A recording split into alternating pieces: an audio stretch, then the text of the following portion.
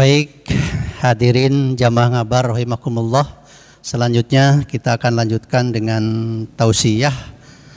Tausiah ini akan disampaikan oleh guru kita Al-Ustadz Bapak Dr. Haji Nanang Gojali, dan kita akan dengarkan pula testimoni dari korban yang selamat di tempat kejadian, karena tema pada ngabar kali ini adalah antara azab, ujian, dan peringatan di balik gempa. Oleh karena itu barangkali kita ingin mendengarkan juga testimoni dari korban yang kebetulan beliau di atas. Sebenarnya memang gempa itu dirasakan oleh kita semua, tetapi bagi mereka yang ada di pusat gempa itu sangat dahsyat sekali, dan kita ketahui sudah banyak yang korban meninggal. Oleh karena itu silahkan Bapak, kalau Pak Yusuf Saipullah sudah hadir, mangga Bapak.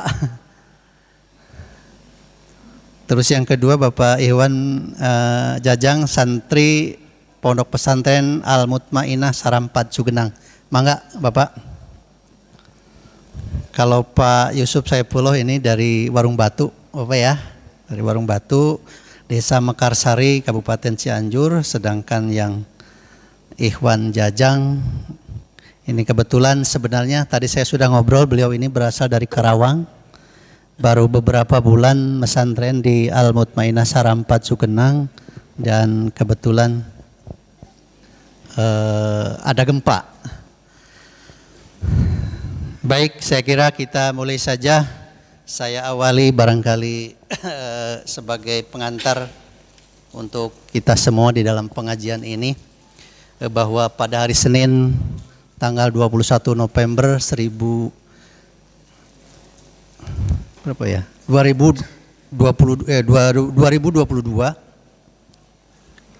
kita dikejutkan dengan adanya gempa bumi berkekuatan 5,6 magnitudo pada kedalaman 10 km yang berpusat di sekitar Kecamatan Cugenang dan sekitarnya. Gempa tersebut telah menimbulkan lebih dari 300 korban jiwa meninggal, ribuan orang luka-luka, dan telah meluluh lantakkan rumah serta melenyapkan harta benda yang ada. Rasa haru dan duka para korban tak bisa terbendung ketika orang tua kehilangan anaknya, ketika anaknya kehilangan orang tua dan saudara-saudaranya. Tidak sedikit para korban menjadi trauma atas kejadian yang beberapa detik saja Allah guncangkan. Sampai hari ini pun lebih dari 400 kali terjadi gempa susulan yang menimbulkan perasaan cemas dan khawatir bagi kita semua.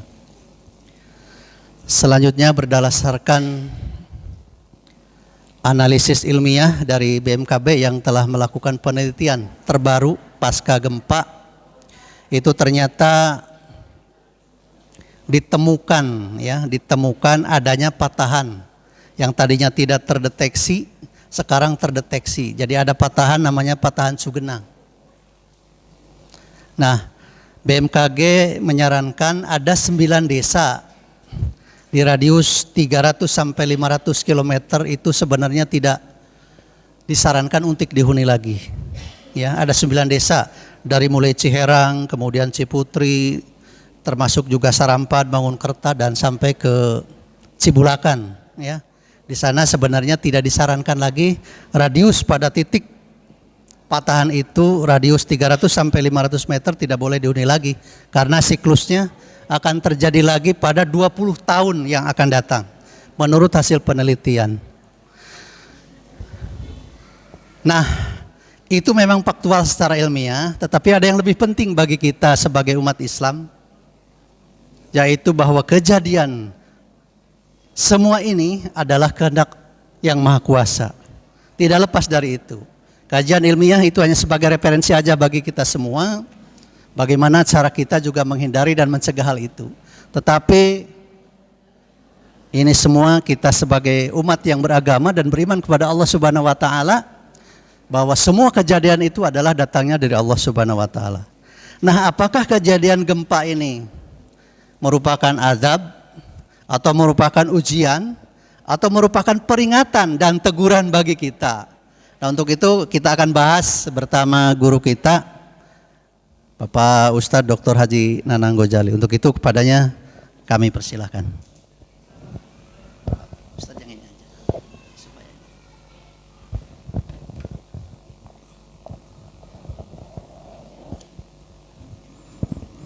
Sebelum dilanjutkan ke sesi tadabbur gempa, jadi ini judulnya tadabbur gempa ini. Jadi kita tadabburi gempa itu apa dan bagaimana cara kita menghadapi gempa. Sebelumnya ada permohonan kepada para jamaah untuk dibacakan suratul Fatihah, khususnya pahala kebaikan dan thalabus syifa ini ya, untuk kesembuhan Bapak Haji Rosid bin Sa'in ya, suaminya Ibu Haji Gula ya. Ini di sini terusnya Haji Gula ya. Jadi mungkin karena beliau ini Banar Gula ya, jadi sehingga profesinya ini menjadi nama yang terkenal. Mana Bu? Angkat tangan Ibu Haji Gula. Oh ini, alhamdulillah. Ini suaminya sedang mendapat musibah, ya, sedang diuji dengan sakit. Kemudian juga masih banyak jamaah yang lain yang hari ini tidak bisa hadir karena sakit juga. Ya, diantaranya Pak Haji Bunyamin dan lain-lain, yang mudah-mudahan sakitnya menjadi kafaratul dzunub ya, menjadi kafarah dosa. Kemudian mudah-mudahan cepat Allah sembuhkan kembali ya. Wa ala hadhihi niyyah wa kulli niyatin shalihah. Al-Fatihah. A'udzubillahi minasyaitonir rajim. Bismillahirrahmanirrahim. Alhamdulillahirabbil alamin arrahmanir rahim maliki yaumiddin. Iyyaka na'budu wa iyyaka nasta'in ihdinas siratal mustaqim. Siratal ladzina an'amta 'alaihim ghairil maghdubi 'alaihim waladdallin. Juga mungkin satu kali lagi untuk saudara-saudara kita yang terdampak langsung dari gempa bumi yang sangat dahsyat. Ya, diantaranya ada yang hadir di tengah-tengah kita. Ini juga adalah korban selamat. Ya, di samping juga ada korban yang tidak selamat, korban yang kemudian menjadi syahid fil akhirah ya. Konon katanya masih ada kurang lebih 13 orang lagi yang belum diketemukan ya. Ya, meskipun tentu saja mereka sudah seperti apa ya, terkubur selama lebih 2 minggu ya. Tapi kita yakin bahwa ruhnya masih ada ya, dan masih hidup sebetulnya. Ya, kita doakan semoga mereka di alam barzahnya, meskipun banyak diantaranya yang tidak di Pulasara ya, yang karena belum ketemu, mudah-mudahan Allah menjadikan mereka sebagai mati syahid ya, husnul khotimah, dan insya Allah mereka itu adalah para pejuang agama ya. Ya seperti yang ya terekspos di media itu kan, mereka itu guru ya, guru TK dan murid-muridnya. Ya, guru TK itu pejuang agama ya. Kemudian ada juga yang membawa mobil apa itu, derek ya. Ada supir mobil derek yang sudah diketemukan dan ternyata orang Maleber juga ya, di seberang sana, di sebelah sana. Tapi katanya kondekturnya masih belum diketemukan. Mudah-mudahan ya mereka mendapat rahmat dan maghfirah Allah. Al-Fatihah. A'udzubillahi minasyaitonirrajim. Bismillahirrahmanirrahim. Alhamdulillahirabbil alamin arrahmanir rahim maliki yaumiddin. Iyyaka na'budu wa iyyaka nasta'in ihdinas siratal mustaqim. Siratal ladzina an'amta 'alaihim ghairil maghdubi 'alaihim waladdallin. Kita langsung saja kepada sesi tadabbur gempa. Nah, tapi sebelumnya akan lebih baik kalau kita dengarkan dulu dari kedua narasumber kita ya, ini sengaja kita hadirkan, hadirkan untuk apa sebetulnya? Untuk menjadi inspirasi dan motivasi ya. Mereka ini pernah berjuang menghadapi kematian ya. Jadi ini keduanya ini pernah mengalami saat-saat yang krusial dalam rangka menyelamatkan diri dari timbunan reruntuhan ya dan lain-lain. Ya, di hadapan kita ini sudah ada yang pertama ini dari Warung Batu, dan ternyata Warung Batu itu baik Warung Batu Kaler maupun Warung Batu Kidul itu rusak parah ya. Ya, meskipun tidak begitu terekspos di media ya. Padahal Warung Batu itu juga tidak jauh beda dengan Sarampat dan Gasol. Ya, ini sarjana kehutanan ini Pak dari Unwim ya. Dari Unwim, lulus tahun berapa? 2003 Pak. Ini sarjana kehutanan dan sekarang beliau bergerak di ya masalah-masalah yang berkaitan dengan hutan gitu. Kemudian yang ini santri dari Sarampat, pesantren Al-Mutmainnah yang berasal dari Karawang ya. Ini pesantrennya di sana sudah berapa tahun? Baru 4 bulan ya. Artinya baru 4 bulan ini baru bertamu ini ya, baru bertamu ke Sarampat. Lalu karena takdir Allah harus disediakan, bukan disediakan, disampakan gitu ya dengan bencana alam ya. Saya ingin dari siapa dulu nih? Dari Jajang dulu ya. Ya, kita dengarkan bagaimana pengalamannya ini. Bagaimana saat-saat menghadapi malakal maut barangkali ya, malakal maut yang tidak jadi karena diselamatkan oleh Allah. Silakan Pak Jajang, mungkin 10-15 menit lah menyampaikan testimoninya atau kesaksiannya berkenaan dengan peristiwa gempa bumi yang terjadi ini. Baik, terima kasih. Assalamualaikum warahmatullahi wabarakatuh. Sebelum saya menceritakan tentang gempa kepada ibu-ibu dan bapak-bapak, saya mohon doanya juga. Tujuan saya ke pesantren itu yaitu untuk hijrahnya saya gitu. Tadinya saya bergelut di dunia di bidang kesehatan dan juga di pendidikan, akhirnya saya hijrah ke pesantren. Nah, tapi di balik hijrah ini saya mohon doanya selalu beristiqomah. Mudah-mudahan saya selalu istiqomah agar teguh dalam di pesantren ini.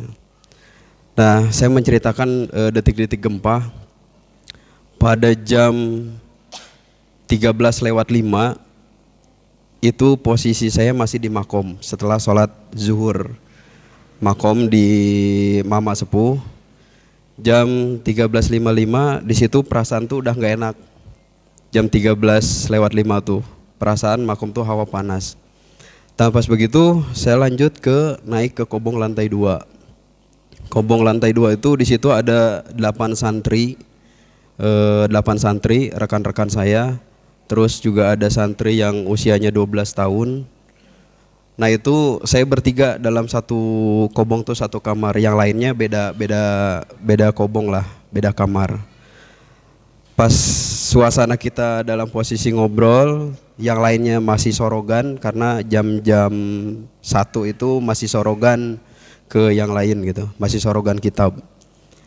Jam 1:10 saya masih posisi di makom, tiba-tiba jam 1:21 itu terjadi goncangan sangat dahsyat dan nggak ada goncangan kecil lagi, itu langsung tembok langsung tertimpa dan posisi badan saya juga tertimpa dan kaki juga tertimpa.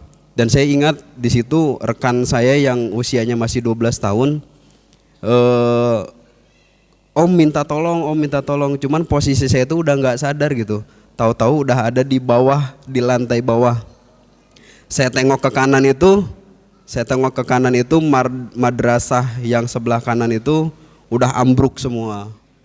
Tapi saya ingat di atas itu masih ada rekan saya yang umur 12 tahun.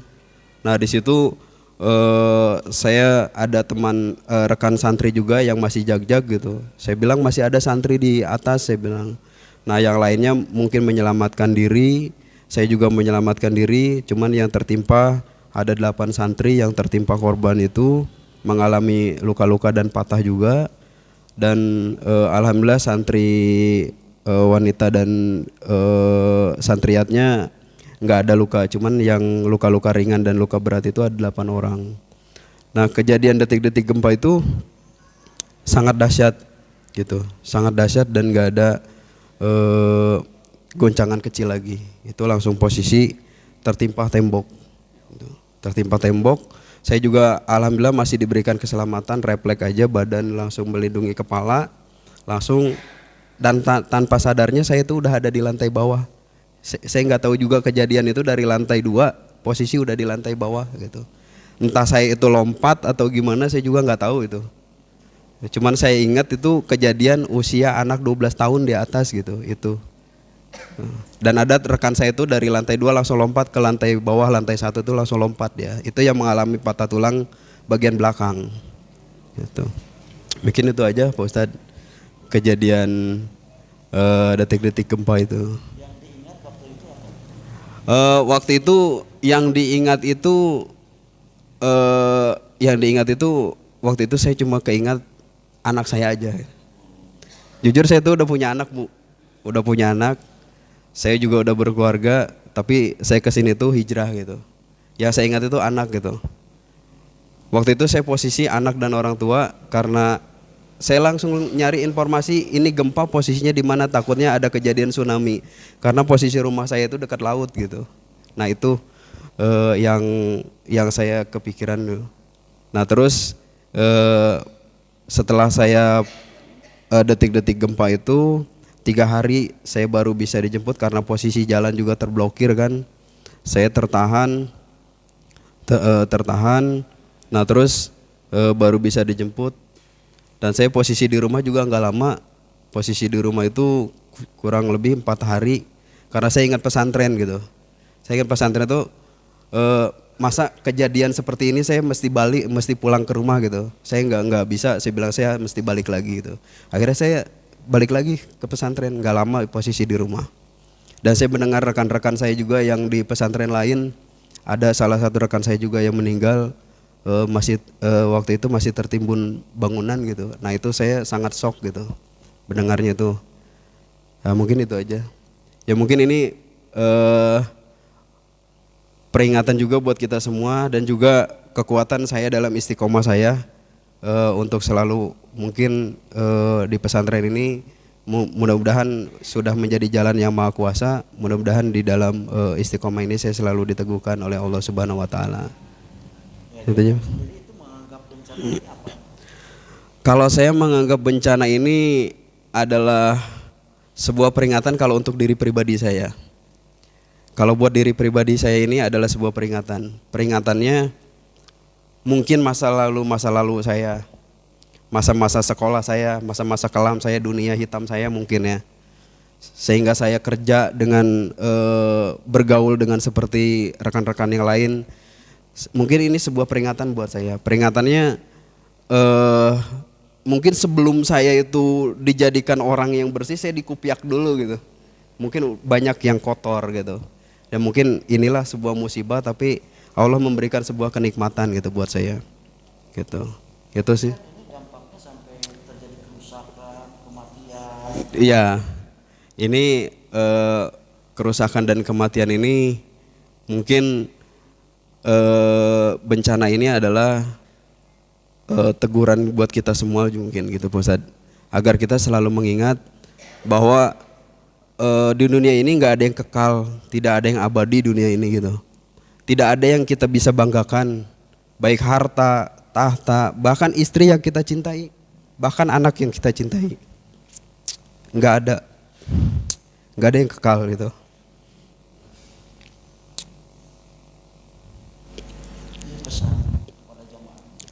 Ya, mungkin untuk pesan dan kesannya ya mungkin kalau untuk pesan saya belum berani untuk memberikan pesan yang begitu wah karena usia saya juga masih muda.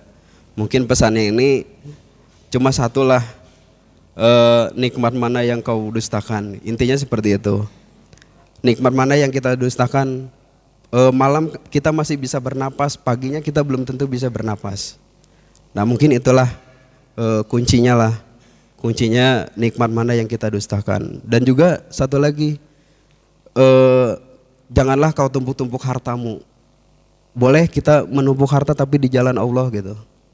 Tapi kalau ketika kita menumpuk harta, ketika kita diazab sama Allah, nah mungkin itu sebuah azab ketika kita menumpuk harta.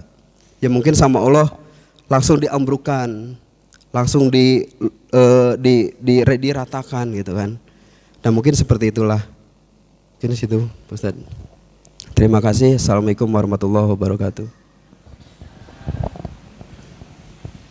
Terima kasih ke Ikhwan Jajang ya, yang meskipun sedikit tapi sangat menyentuh ya, pengalaman beliau dalam menghadapi saat-saat yang sangat krusial ya. Dan yang paling kami banggakan ya, ternyata apa yang terjadi itu tidak membuat justru jauh dari Allah ya, justru lebih mendekat kepada Allah. Itu salah satu buktinya ketika pulang ke rumah itu masih sempat berpikir kenapa dengan musibah dan bencana harus pulang gitu ya. Kan saya sedang berjuang, sedang hijrah ini, masa harus lari keluar dari medan jihad gitu. Makanya kemudian buru-buru balik lagi ke Sarampat. Nah itu salah satu bukti bahwa bencana ini tidak membuatnya surut untuk lari dari medan jihad ya. Terima kasih, kita doakan ya, mudah-mudahan beliau ini istiqomah ya, meskipun sudah punya keluarga, tapi ini termasuk jarang ya, termasuk yang sudah berkeluarga mas santren itu jarang Bu Epi ya. Biasanya kalau sudah berkeluarga itu ya bukan mas santren gitu, ngurus keluarga. Tapi beliau ini luar biasa, meskipun sudah punya anak tapi masih mementingkan mengaji ya, mementingkan ilmu agama. Dan barangkali nanti ya untuk sekedar membantu kesengsaraan dan penderitaan beliau yang kakinya juga masih dalam perawatan, dalam pengobatan ya, saya mengetuk hati jamaah ikhwan akhwat semuanya untuk sekedar meringankan beban ya. Jadi salah satu kepedulian itu tidak cukup, meskipun berdoa itu sudah cukup ya, tapi akan lebih baik, akan lebih cukup lagi kalau misalnya nanti kita akan menyisihkan sebagian harta kekayaan kita untuk membantu beliau. Berikutnya kita dengarkan ini kesaksian korban selamat yang kedua, Muhammad Yusuf. Assalamualaikum warahmatullahi wabarakatuh.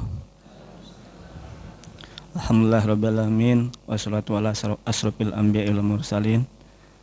Rabbi shrah li wa yassir li amri wahlul 'uqdatam min lisani yafqahu qawli, amma ba'du. Terima kasih kepada Pak Ustadz Nana yang telah memberikan waktunya kepada saya untuk memberikan testimoni kepada bapak-bapak dan ibu-ibu. Mungkin saya langsung saja kepada pengalaman saya ya. Mungkin sebelumnya saya minta doanya kepada ibu-ibu dan bapak-bapak supaya saya diberi kekuatan dan kesabaran di dalam di dalam mengalami perjalanan hidup ini mungkin ya. Karena rumah saya ambruk, hancur ya semuanya. Terus saya ketimpa beton. Pertama saya itu ketimpa dinding karena saya waktu itu kan di atas, di lantai atas saya lagi istirahat. Kemudian langsung ketimpa dinding. Saya lagi istirahatnya langsung bangun, langsung menahan dinding. Setelah menahan dinding langsung saya ketimpa beton. mungkin alhamdulillahnya saya masih diselamatkan oleh Allah ya. Saya kegencet beton sama dinding. Saya hampir 1 jam mungkin dievakuasi. Saya minta tolong pada, kan di situ ada teman ya, karena rumah saya itu di dekat kantor SDM.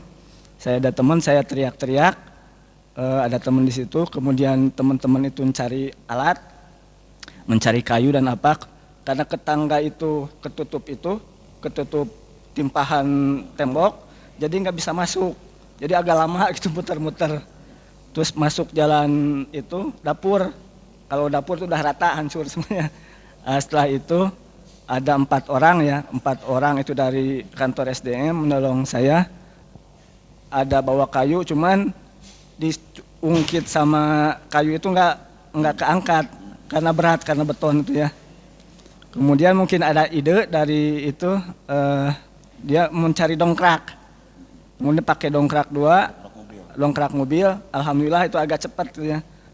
Setelah itu baru saya bisa dikeluarkan dari situ. Alhamdulillahnya mungkin saya masih diselamatkan oleh Allah. Kalau melihat secara syariat lah gitu ya, ketimpa dinding sama beton itu ya mungkin itu. Beton karena Kalau beton itu karena kan saya antara sadar dan tidak sadar gitu, jadi kaget gitu. Kalau yang kegencet beton teh ini, kalau dinding ini gitu. Kalau ini ada luka 15 jahitan saya di kepala itu. Setelah itu saya dievakuasi langsung ke rumah sakit. Di rumah sakit itu baru dijahit jam 10 malam. Karena di situ hampir mungkin ratusan, mungkin berapa ratus orang karena banyak, jadi nggak tertangani. Baru bisa pulang jam 11 malam. Mungkin kalau pengalaman sebelumnya itu kan, sebelum ada gempa itu mungkin ada apa istilahnya tuh ya? Tanda-tanda. Sebelum itu istri pagi-pagi itu ngasih tahu, bukan ngasih tahu, memberi ini, katanya jangan tidur di atas. Karena malamnya itu saya nggak tidur. Nggak tidur karena sebelum gempa itu saya ketabrak mobil. Kaki itu, jadi belum bisa kemana-mana. Jadi istirahat aja. Setelah saya sholat duhur, itu saya mau di atas apa mau di bawah gitu ya. Di bawah aja, di atas aja gitu. Pas naik, ya jam 1 tuh saya masih WA-an sama adek. Adek itu katanya ke Cibodas. Adek lagi di mana? Lagi di Cibodas, lagi liburan ya. Nah, setelah itu saya ngalenyap lah istilahnya gitu. Setelah itu langsung, jadi nggak ada goyang-goyang dulu Bu, langsung brek aja. Langsung runtuh. Mungkin itu aja. Yang terpikir ayat kepikiran atau sadar? Kepikir mah dosa aja. Yang kepikir mungkin. Ya mungkin saya itu pas waktu itu mungkin iya mau ya gitu kan. Mungkin ini mau mati itu kan sekarang. Saya masih banyak dosa gitu kan. Mudah-mudahan Allah masih memberi kesempatan lah kepada saya untuk bertobat gitu kan. Terus kira-kira pesannya yang penting ini untuk para jamaah. Mungkin untuk pesan untuk para jamaah, mungkin kalau yang saya itu mungkin banyaklah beristighfar dan sholawat mungkin ya pada bapak-bapak dan ibu-ibu. Karena saya itu banyak dosa, jadi amalannya istighfar aja sama sholawat. Mungkin itu aja Pak Ustadz, testimoni dari saya. Assalamualaikum warahmatullahi wabarakatuh. Ya alhamdulillah ya, sudah kita dengarkan kesaksian, pengalaman ketika menyelamatkan diri dari kematian ya. Dan kita semuanya akan sama ya, menghadapi kematian itu. Tapi ada yang menghadapi kematian itu ya terus mati ya. Ada yang menghadapi kematian itu masih tetap hidup.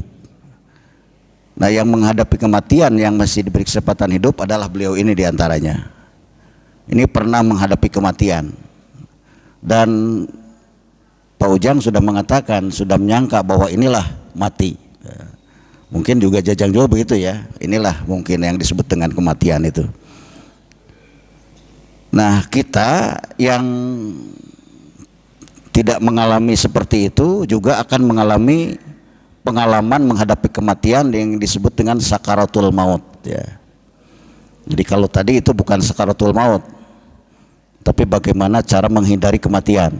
Nah, kalau sakaratul maut itu tidak bisa dihindari ya.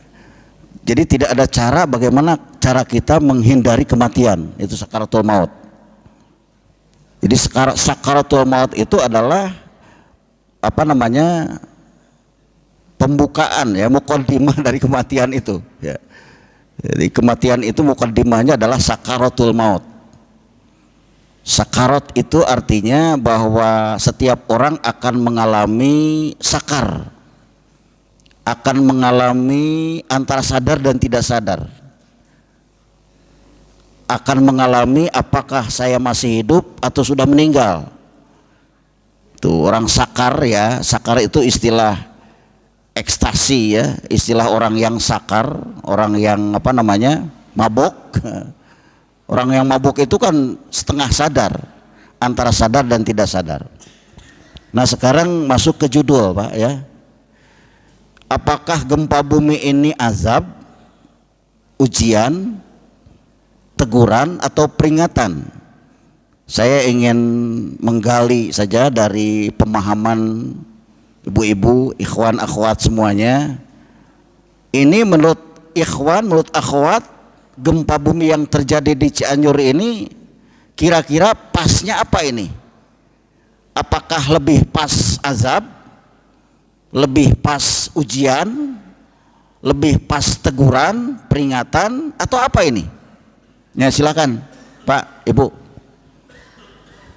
Ibu Epi, teguran. Ibu Lali, Eli, teguran. Ibu Epong, Epon, teguran. Ibu Ida,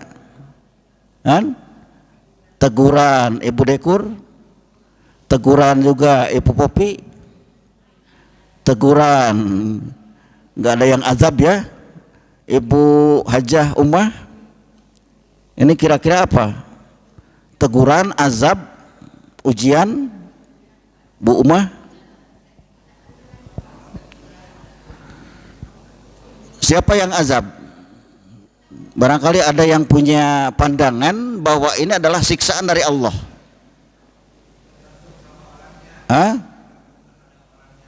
Jadi tergantung terhadap orang yang kenanya. Jadi kalau orang kenanya orang kafir, azab begitu, azab ya. Ya. Nah sekarang ada nggak yang korban meninggal itu orang kafir, yang non muslim? Di sana? Ada dengar informasi ada? Nggak ada ya. Jadi nggak ada satupun orang kafir. Ya. Jadi artinya tidak ada yang diazab ya. Tidak ada. Kalau menurut Pak Peri tergantung orangnya.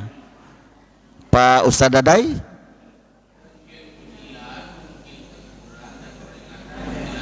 Mungkin azab, mungkin juga azab. Ya, yang disebut dengan mungkin azab itu kepada siapa itu? Orang kafir azab. Dan ternyata tidak ada orang kafir. Tidak ada orang kafir. Satupun tidak ada orang kafir. Kafir dalam bentuk formal ya, kafir dalam bentuk non muslim gitu ya. Sebab apa? Sebab kafir itu ada 5 kategori Bu, kafir itu. Jadi bukan hanya orang yang tidak percaya kepada Tuhan saja kafir itu. Jadi yang pertama yang disebut dengan kufrul inkar, kafir dalam pengertian mengingkari Tuhan, yang disebut dengan ateis ya. Orang yang mengklaim, mengaku saya tidak bertuhan, meskipun itu katanya tidak ada, faktanya tidak ada orang yang tidak bertuhan sama sekali. Nah kalaupun ada, itu masuknya kategorinya kufrul inkar, mengingkari keberadaan dan keesaan Allah Subhanahu wa Ta'ala, atau keesaan Tuhan lah ya dalam konteks Indonesia. Nah silakan dicari apakah ada orang yang masuk kategori kufrul inkar ini khususnya di Indonesia. Ya kalau melihat Pancasila kayaknya tidak ada ya. Sebab bangsa Indonesia itu adalah bangsa yang berketuhanan yang Maha Esa. Jadi kalau bangsa yang berketuhanan yang Maha Esa berarti tidak ada yang kafir di situ, ya. Sebab semuanya percaya kepada Tuhan. Hanya persoalannya Tuhannya siapa itu bukan pada tempatnya dibicarakan di sini, ya. Kemudian yang kedua, kufrul juhud. Juhud itu mengingkari perintah Tuhan. Jadi keberadaan Tuhannya tidak diingkari. Ada Tuhan itu, ada Allah itu. Tapi sholat tara, puasa tara, itu ya. Dan sholat dan puasa tara itu karena inkar terhadap kewajiban itu. Misalnya, kenapa kamu tidak sholat? Tidak perlu sholat. Ya. Kenapa kamu tidak sholat? Buat apa sholat? Nah, kalau jawabannya seperti itu berarti dia mengingkari kewajiban sholat. Tapi berbeda misalnya, kenapa kamu tidak sholat? Can menang hidayah gitunya, asa can nanti can hayang sholat gitu. Nah, itu mungkin itu masuknya kategorinya kufrul juhud, tapi dia masih mengakui bahwa ada kewajiban sholat.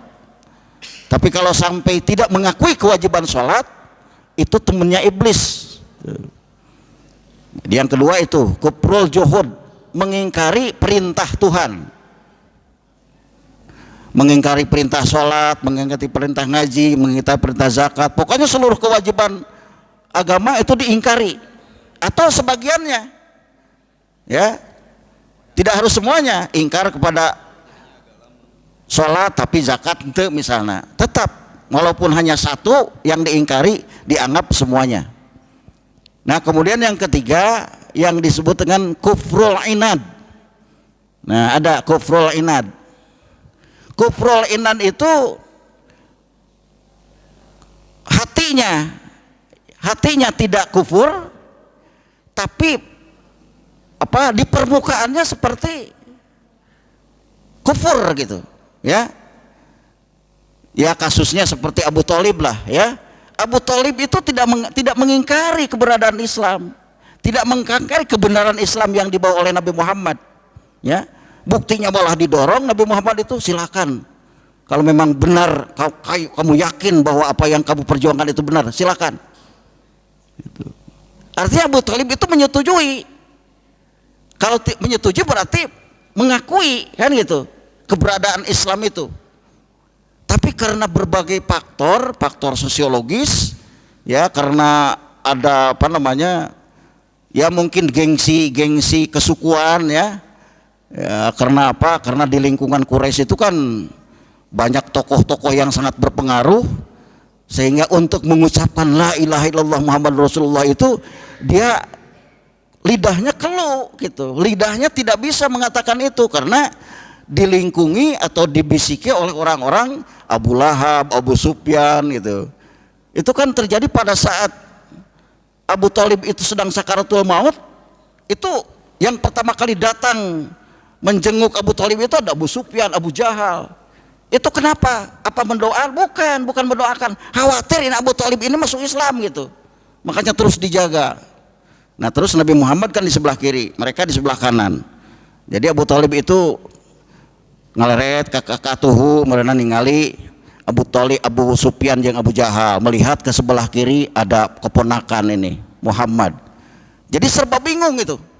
Nabi Muhammad kan sangat menginginkan waktu sakaratul maut Abu Thalib itu mengucapkan la ilaha illallah, ya, atau paling tidak Allah. Tapi karena melihat ya pentolan Quraisy, Abu Jahal, Abu Sufyan dan abu-abu yang lain, ya, sehingga sampai akhir napasnya yang terakhir itu tidak sempat terdengar mengucapkan la ilaha illallah Muhammadur Rasulullah. Itu yang disebut kategori kufrul inad.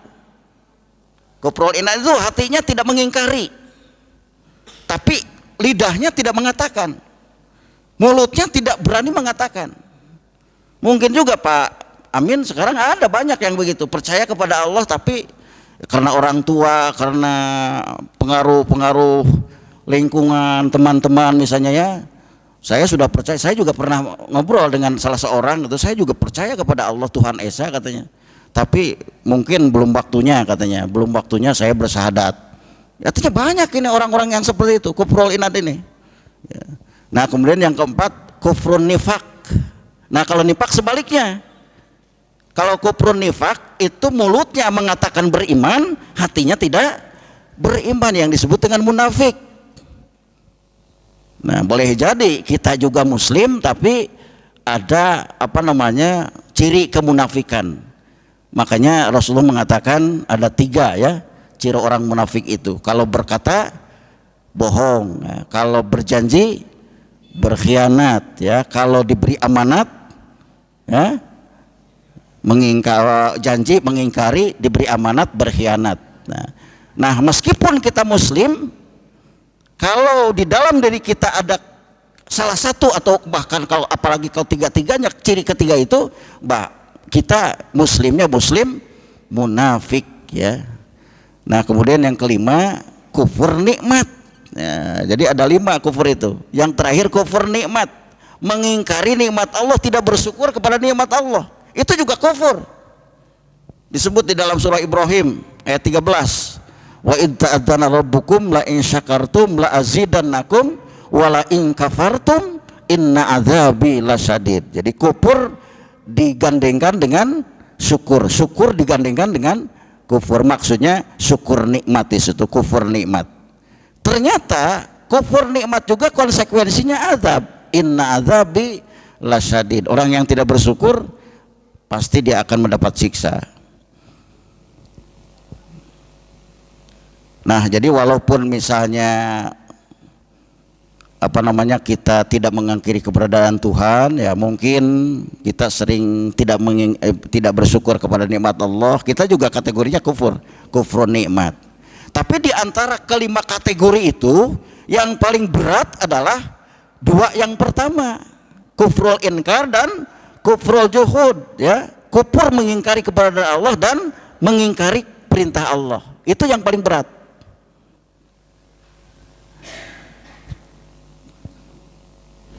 Nah, jadi kembali lagi bahwa kita ini bangsa Indonesia itu bukan bangsa yang tidak bertuhan, ya. Semuanya bertuhan, ketuhanan yang Maha Esa.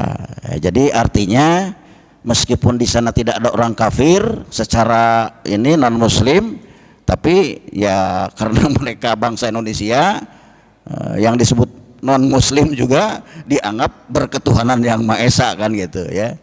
Ini konteksnya kebangsaan, ya. Jadi ini ceramah kebangsaan, ya. Itu lain lagi perspektifnya kalau dilihat dari perspektif Islam. Kalau dilihat dari perspektif Al-Quran, kalau perspektif Al-Quran, inna dina indallahil Islam. Nah, jadi kembali kepada tadi, ini bisa saja azab bagi orang-orang yang mengingkari Allah Subhanahu wa Ta'ala, mengingkari perintah Allah, ya. Nah, tetapi ada syaratnya, Pak Peri. Syaratnya azab ini harus bisa dirasakan langsung oleh yang bersangkutan.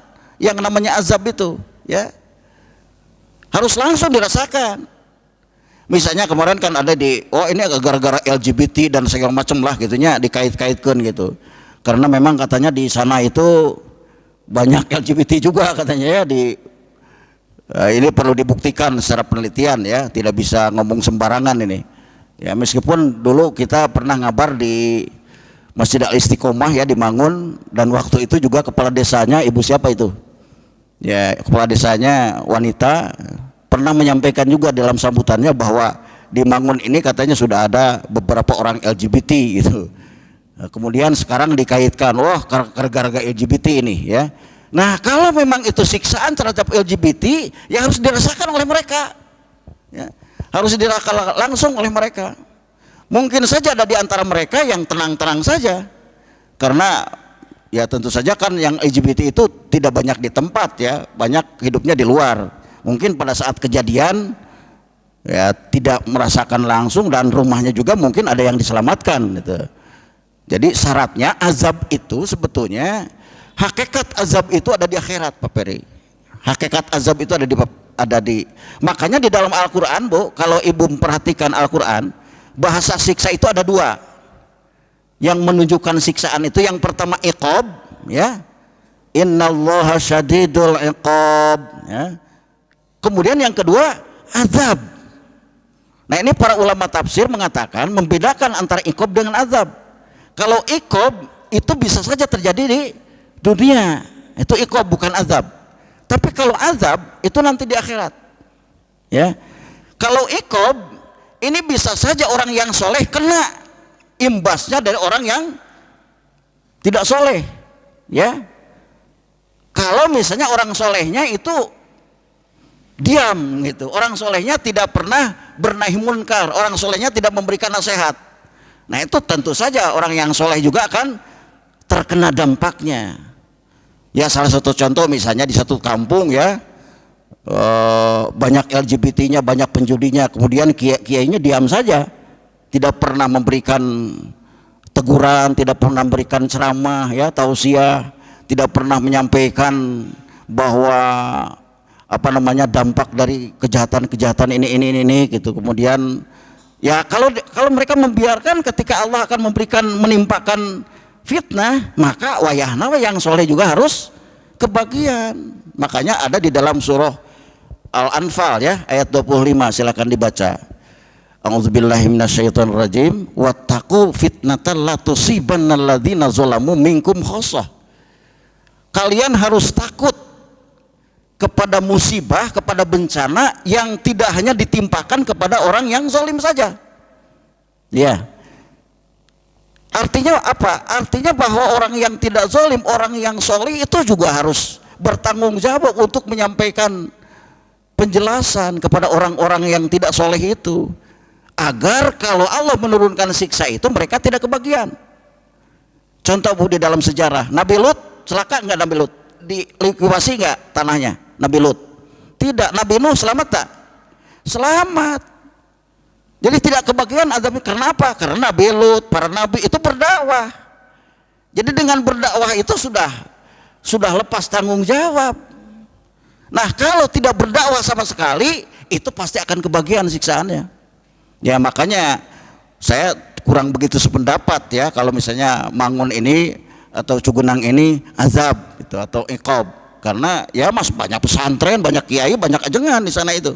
Nah ini termasuk salah seorang santrinya. Masa santri disiksa, ajengan disiksanya? Ya, tidak mungkin itu. Bahkan buktinya setelah mendapat bencana atau ujian yang luar biasa, beliau-beliau ini istiqomah dalam agama Islam ya. Ada sempat gak misalnya, oh agama teh kieu ning Islam teh gitu, kakak Gusti Allah teh karena nyiksa kieu, sempat gue berpikir gitu? Tidak pernah ya. Nah itu juga salah satu bukti ini orang-orang yang mendapat hidayah dari Allah Subhanahu wa taala. Yang paling bijaksana barangkali ya, ini adalah sebagaimana Rasulullah pernah mengatakan di dalam sebuah hadisnya. Ini juga pernah terjadi pada zaman Rasul, gempa bumi ini ya. Ini gempa bumi ini pernah terjadi pada zaman Rasul, pernah terjadi pada sahabat Khalifah Umar bin Khattab ya. Jadi bukan hanya sekarang saja ini gempa bumi ini.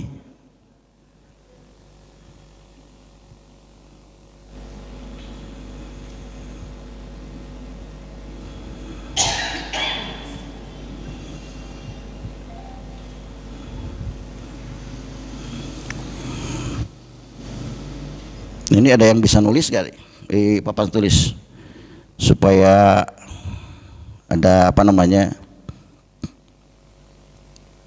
ada ilmu yang bisa dibawa ke rumah ya.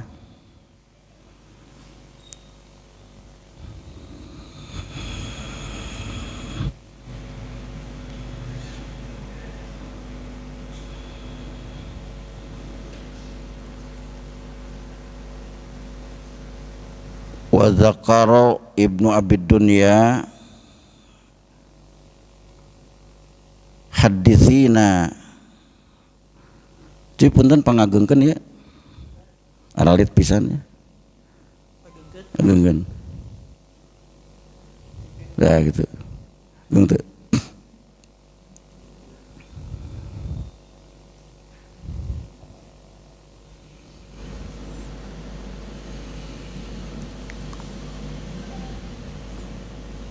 Nah, gengkeun atuh alit keneh, gitu kan. Nah, terus ini ada dua hadis ya. Yang pertama hadis sahih Bukhari Muslim, yang kedua hadis mursal ya. Hadis mursal itu hadis yang hanya disampaikan oleh para sahabat. Hadis mauquf ya, bukan mursal, mauquf. Nuzilat tazalzalat. Parum deui.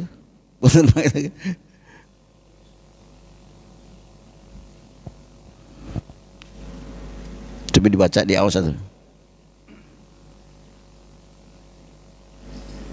Tazalzalat ala ahdi Rasulillah.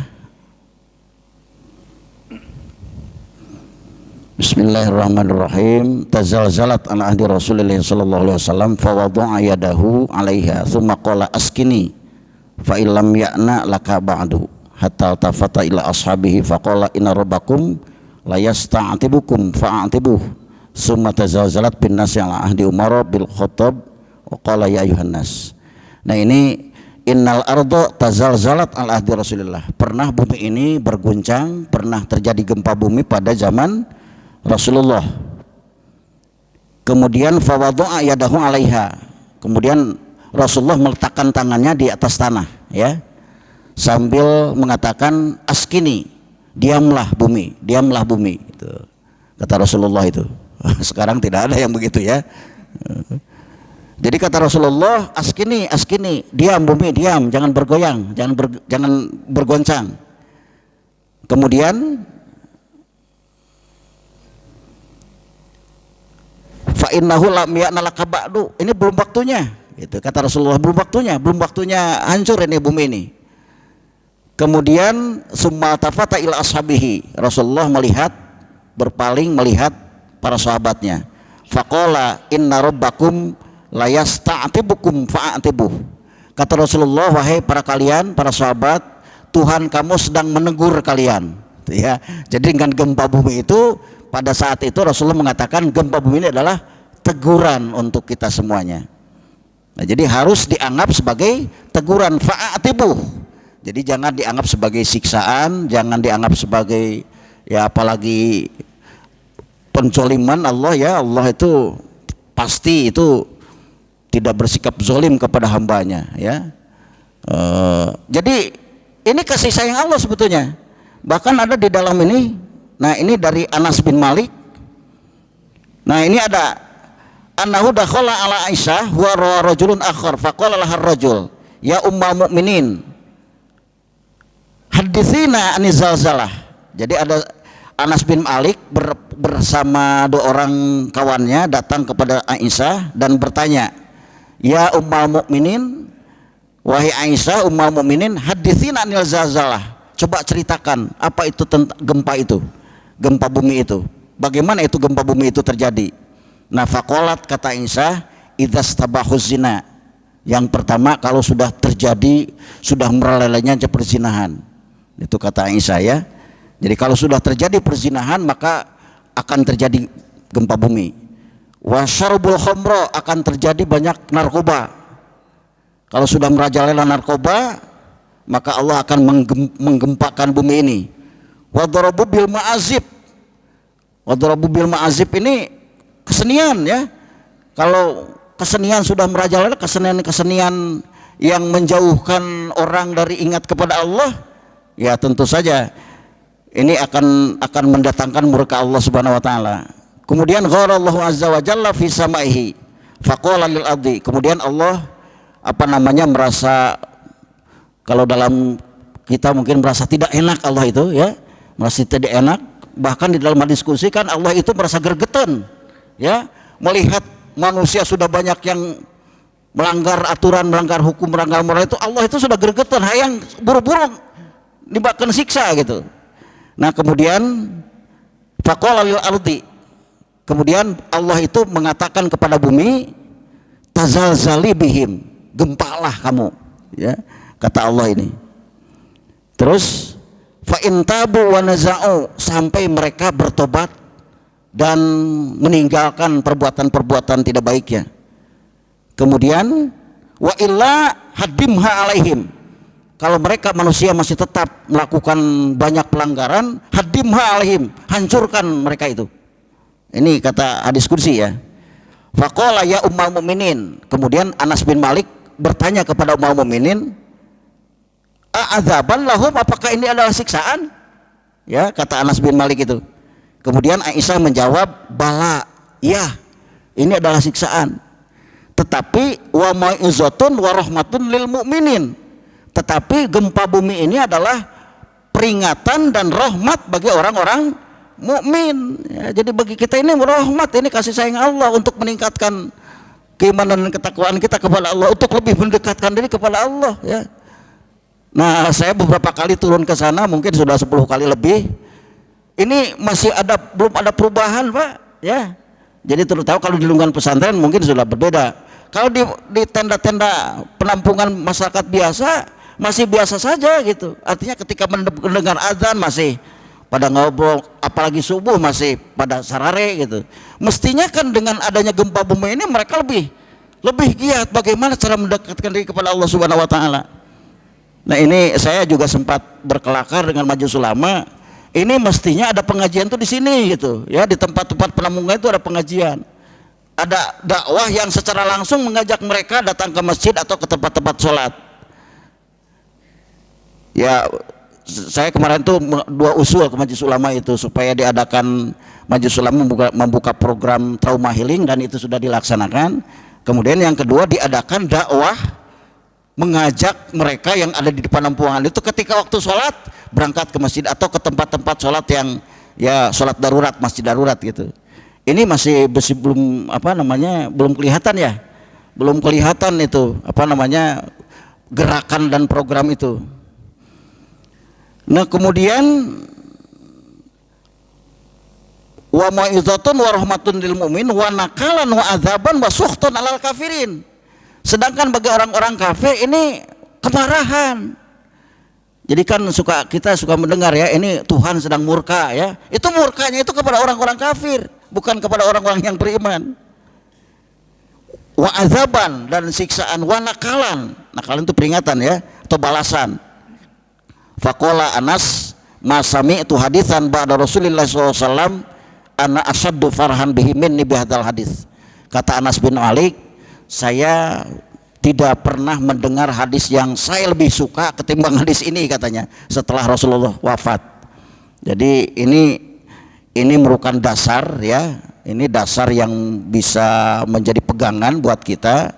Jadi kembali lagi kesimpulannya, jadi ini bisa, gempa bumi ini bisa menjadi teguran, bisa menjadi rahmat, bisa jadi peringatan, tapi juga bisa menjadi siksaan bagi orang-orang yang memang pantas mendapat. Kalau orang muslim mukmin pantas gak mendapat siksa? Kan? Tidak pantas. Allah sendiri yang mengatakan orang mukmin itu tidak pantas mendapat siksa. Ya. Meskipun orang mukmin fasik, pada akhirnya mereka akan masuk surga. Ya. Pada akhirnya orang yang beriman meskipun besarannya sebesar biji sawi pasti akan diangkat dari neraka ya. Jadi yakinlah itu ya. Jadi meskipun kita banyak dosa, tapi kalau kita bertobat sebelum meninggal, itu ada kemungkinan kita tidak masuk neraka dulu ya. Ini mohon maaf, bukan berarti saya punya neraka ya. Bukan, kan ayeuna mah kitu juga panitia surga we cenah kitu nya. Ini mohon maaf, ini saya menyampaikan ini berdasarkan firman Allah dan sabda-sabda Rasulullah. Allah mengatakan innalladzina amanu wa amilus solihati ulaika hum khairul bariyah jazaohum inda rabbihim jannatu adnin tajri min tahtihal anharu khalidina fiha abada radhiyallahu anhum wa radu'an. Innalladzina kafaru min ahlil kitab wa muskina fi nari jahannama khalidina fiha ulaika hum syarrul bariyah. Allah yang mengatakan itu di dalam surah Al-Bayyinah. Jadi orang mukmin itu meskipun kadar keimannya sedikit, itu bisa dipastikan masuk surga, Pak, semuanya. Jadi tidak akan ada lagi orang yang beriman itu tersisa di neraka. Apalagi Rasulullah kan berjanji akan memberikan syafaat ya, akan memberikan pembelaan kepada umatku yang di dalam hatinya masih ada keimanan. Nah ini masih ada. Nah ini kalau menurut Ibnu Qayyim, qala Ibnu Qayyim wa min ta'thiri ma'asillahi fil ardi wa ma yahillu biha minal khasab waz zalazil. Jadi menurut Imam Ibnul Qayyim, Ibnul Qayyim itu siapa? Ibnul Qayyim itu muridnya Ibnu Taimiyah ya.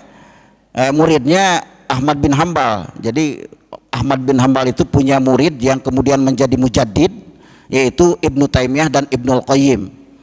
Nah, silakan kalau ingin mengenal siapa itu Ibnul Qayyim, ada sebuah kitab ya yang sangat monumental, karangan beliau itu adalah Ar-Ruh ya. Apakah itu ruh itu? Nah, sering kemarin juga ada pertanyaan, apa yang disebut dengan nyawa itu ya? Apa yang disebut dengan ruh itu? Ibu Dekur ya yang bertanya itu, apakah nyawa itu sama dengan jasad? Apakah ruh itu sama dengan jasad? Itu secara panjang lebar Ibnul Qayyim menjelaskan di dalam kitab Ar-Ruh. Nah, menurut Ibnul Qayyim, gempa bumi ini adalah dampak dari maksiat kepada Allah Subhanahu wa taala. Jadi ini mungkin Pak Amin bisa jelaskan juga secara ilmiah ya. Apakah munculnya, mungkin juga Pak Wahyudi ya sebagai ahli fisika, apakah mungkin misalnya dari pertambangan ilegal dan pertambangan yang legal ya, apakah bisa berakibat kepada munculnya lempengan-lempengan tanah, kemudian ada bisa pergerakan tanah, itu barangkali Pak Wahyudi mohon pencerahannya. Mana? Oh, iya. Ini beliau ini lulusan ITB ya, kita percaya kepada beliau. Assalamualaikum warahmatullahi wabarakatuh. Waalaikumsalam. Saya sebenarnya pertanian, Pak. Ya, cuman kebetulan suka dengan apa namanya ilmu astronomi, ilmu geologi gitu. Dan memang ada kuliah pengantar. Jadi Pak, untuk pertanyaan Pak Ustadz tadi ya, apakah ini azab, apakah ini peringatan atau cobaan? Tapi kalau buat saya dari sisi ilmiah loh Pak ya, ini rahmat Pak. Ya, ya rahmat. Memang bumi ini dulu kan ada teori Big Bang Pak ya, ada teori Big Bang. Tiap planet termasuk bumi itu pasti di pusatnya itu ada energi gede banget Pak, energi gede banget, sehingga untuk menyetabilkan energi ini selalu ada pergerakan. Jadi buat ilmiah namanya gempa bumi, namanya gunung meletus, namanya pergerakan tanah, itu adalah fenomena alam. Jadi udah fitrahnya dalam rangka untuk menyetabilkan. Jadi buat saya untuk kasus ini Pak ya, untuk kasus gempa Cianjur. Kenapa?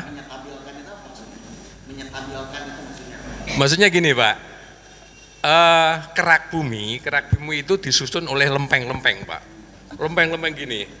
Jadi enggak satu material yang kompak, bukan. Jadi lempeng-lempeng gitu, lempeng-lempeng. Lempeng Cimandiri yang ada di situ itu udah diketahui sejak lama, sudah lama. Cuman namanya lempeng pasti ada retakan, ada patahan. Lah ini yang jarang diketahui sama ilmiah. Dan secara ilmiah kemarin itu patahan yang terjadi ini itu patahan baru Pak. Jadi belum pernah diidentifikasi, sehingga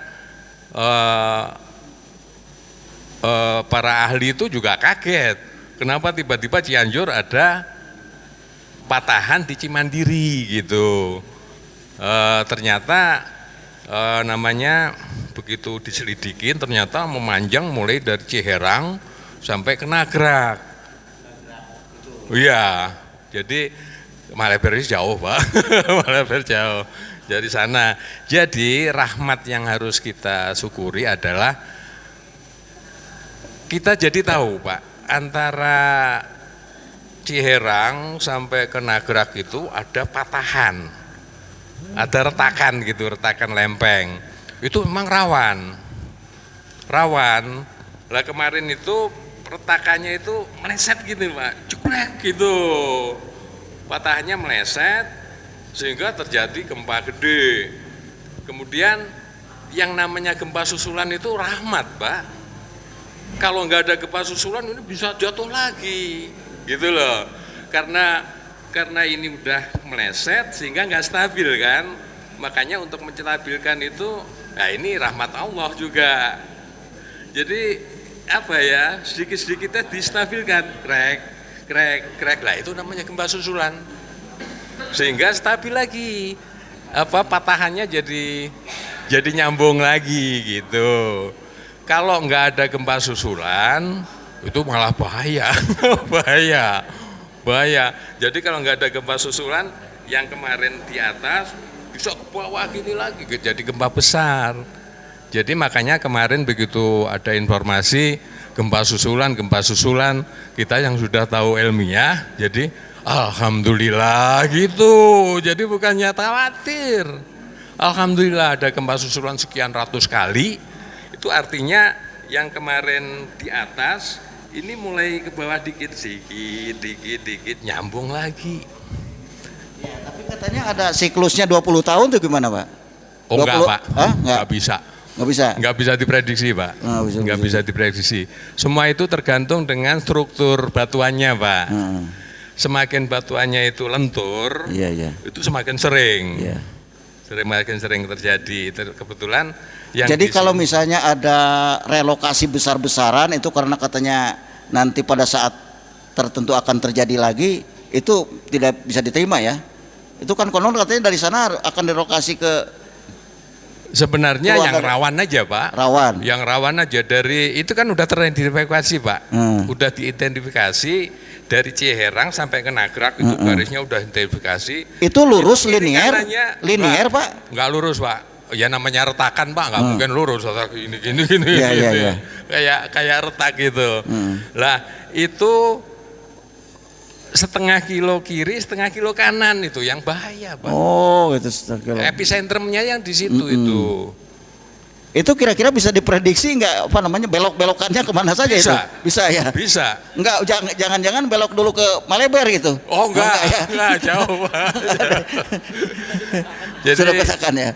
Jadi di ilmu pengetahuan sekarang sudah bisa Pak. Iya. Udah bisa melihat alur patahannya itu kemana aja gitu, udah bisa melihat. Jadi nanti yakin BMKG udah memetakan bahwa misalkan daerah Benjot itu nggak seluruh Benjot Pak. Daerah sini sama sini nggak boleh ada perumahan. Daerah Sarampat mulai dari wilayah ini sampai sini nggak boleh. Itu nanti pasti. Pasti. Soalnya itu namanya patahan. Walaupun sekarang udah stabil gitu, masih ada kemungkinan nanti nggak tahu berapa tahun lagi ngejelek lagi gitu. Iya, kalau begitu memang kita harus pinter ya. Artinya dalam konteks ini harus pinter geologi lah paling tidak gitu. Betul Pak. Jadi rahmat Pak menurut saya itu. Jadi kita jadi tahu bahwa untuk daerah itu cobalah kita hindari. Jangan bikin pesantren di situ. Gitu Pak ya. Nah kalau pernah ke sana nggak, ke Sarampan? Ke pesantren Al Mutmainah pernah nggak? Oh masuk ya. Masuk. Ya kebetulan saya dulu pernah lama di Sarampat Pak. Saya ada kebun di situ. Kemangun gitu. Memang daerah saya dulu Pak, daerah. Oh, pantas ya. Dan biasanya memang daerah. Jadi dengan patahan-patahan juga sudah kenal barangkali ya. Daerah itu mah subur. 9 desa itu mulai Ciherang. Iya. Dah. Desa Mangusta. Desa Sarampat, Desa Indot, Desa Cibulakan, Desa Nagrak. Jadi radius. Jadi memang itu semua desa Pak. Totalnya bukan satu desa Pak. Bukan satu desa. Ya, maksudnya bukan seluruh wilayah seluruh desa. Bukan. Desa yang akibat gempa ini sudah diprediksi yang sudah ini bahwa itu ada patahan sudah merah. Nah dari garis merah ini di desa-desa itu ya itu 500 meter ke kanan, 500 meter ke kiri sebaiknya tidak dihuni. Iya. Ini sudah dipetakan oleh BMKG. Enggak, barangkali ini pesan yang lebih penting ini kepada pesantren ini, pesantren Serampad. Betul. Karena rencananya kemarin mau tetap dibangun di situ lagi gitu. Harus ditinjau ulang, Pak. Harus jauh ya. Harus ditinjau ulang, betul. Harus anti gempa bangunannya. Iya. Harus ditinjau ulang, betul. Ditinjau ulang ya. Itu apa ya? Kalau saya ngomong ilmiah itu memang ya seperti itu, Iya, Pak. iya. Ya seperti yang Gunung Semeru, Pak, Iya, ya. iya. Itu kan memang gunung aktif. Iya. Terus kita bikin pesantren di lereng yang memang Iya. rawan, ya nggak bener tuh, Pak. Iya. Bener nggak, Pak? Secara orang Muslim, Pak. Iya, Nggak betul, bener betul. kan, harus kita cari yang lebih aman supaya. Jadi artinya poinnya Allah tidak salah ya. Allah nggak Tidak salah. Yang salah kita. Betul. Yang salah kita bikin rumah di situ ya. Yang Oke. dulu kita nggak tahu bahwa di situ ada Iya. patahan, sekarang kita tahu. Nah, Iya, itu iya. rahmatnya. Alhamdulillah ya. Itu, Pak, ya. Jadi penjelasan dari rahmat tadi ya, bahwa ini adalah rahmat ya, kasih sayang Allah Cukup Subhanahu wa jelas, Pak, ya. Ya, ya. Oke, Terima kasih Pak Wahyudi.